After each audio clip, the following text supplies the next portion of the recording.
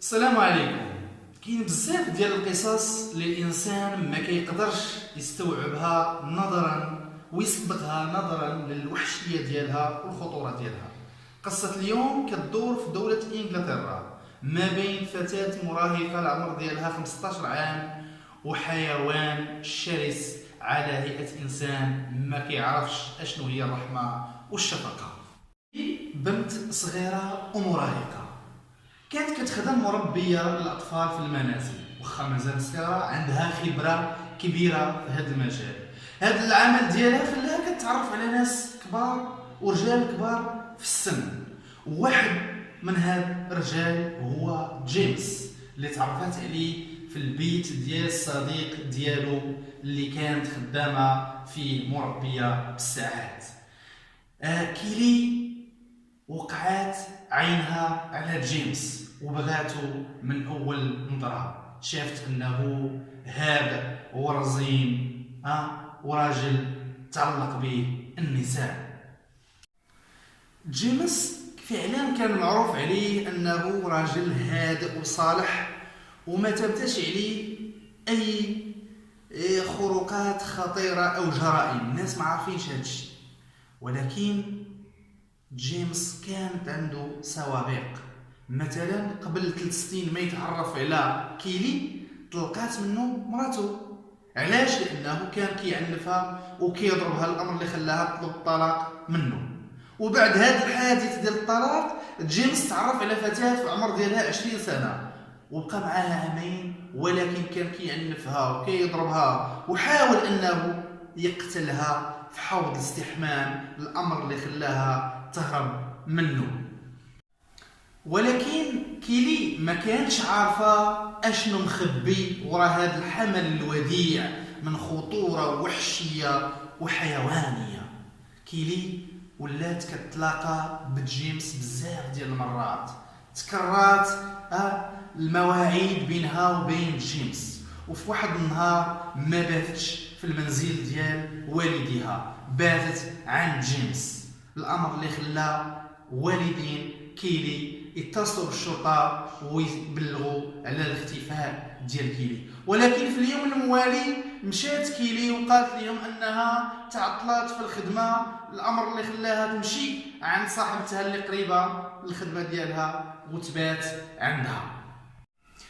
في واحد النهار كيلي رجعت للدار وعينيها زرقين من اثار الضرب والعنف اللي تعرضت ليه، ولكن نفات انه ضربها شي حد وقالت انه فقط حادث ديال التدريبات ديال الملاكمه التي كانت كتمارسها كيلي. ولكن كيلي في واحد النهار قررت انها تعترف لعائلتها بعلاقتها بجيمس، ودات جيمس معاها للدار وقالت لهم انها عندها علاقه مع هذا الراجل. العائله ديالها رفضوا رفضا قاطعا هذه العلاقه. كيفاش؟ بنت عندها عمرها 15 سنه مع راجل في عمره 45 سنه فايتها ب 30 سنه. ولكن كيلي المراهقه رفضت رفضا تاما هذا القرار ديال عائلتها وبقات مع جيمس، ولات كتباتش في الدار ديالهم، ما بقاتش كتبات في الدار ديالهم الا في بعض المرات القليله اللي كتجي للدار ديال والديها. في ذاك المرات القليله اللي كانت كيلي كتمشي لدارهم كان دائما كيبان عليها اثار الضرب والعنف، ولكنها دائما كانت كترفض رفضا قاطعا انها كتعرض للعنف من جيمس.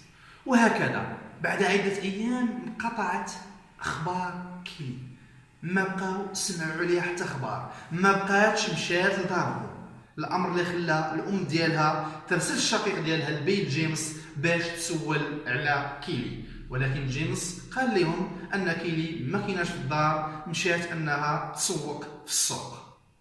رجع شقيقها لعند الام ديالو خبرها بالامر، فحاولت الام انها تتصل بكيلي مرات ومرات ومرات، وبعد الحاح جاوبت كيلي في الهاتف، ولكن صوت كيلي كان ضعيف جدا، كان ضعيف بزاف. الام اعتقدت ان كيلي قريب من هاد جيمس ولهذا ما قدرتش انها تهضر باريحيه وقطعت الخط. وبعد عدة أيام جاءهم اتصال من قسم الشرطة كيقول لهم أن كيلي توفات، وأن جيمس هو الذي بلغ الشرطة أن زوجته ماتت غرقا في حوض استحمام. ماتت في حوض استحمام. الأمر اللي خلى الشرطة تمشي لعين الحادث، عين المكان. تما كانت الصدمة الكبرى.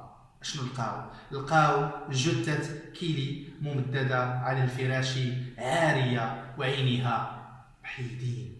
تم اقتلاع العينين ديالها. ومن بعد تقرير الطبيب الشرعي تبين أن كيلي تعرضت لعنف وحشي، وأن العينين ديالها تم الاقتلاع ديالهم 3 أسابيع قبل ما تموت، وأنها تعرضت لطعنات وجروح واحتراق في كامل الجسد ديال كيلي. جيمس اعترف بأنه هو الفاعل، ولكن كان كيدافع على راسو كيقول أن كيلي هي اللي دفعته باش يقتلها، لأنها كانت معيشة في الجحيم، وأن بزاف ديال الجروح الموجودة على جسد كيلي أنها هي التي قامت بفعلها من تلقاء نفسها باش يبان أن جيمس راجل سيء ومجرم خطير. ولكن المحكمة اقتنعت أن جيمس راجل مجرم ومريض نفسي خاصو يتسجن ويتعاقب على هذه الجريمة النكراء. المحكمة ما صدقاتش الادعاءات الباطلة ديالو، والمحاكمة استغرقت ساعة واحدة فقط، وحكمت عليه ب25 سنة. للأسف 25 سنة قليلة جدا في حق هذا المجرم الوحشي. والسلام عليكم ورحمة الله.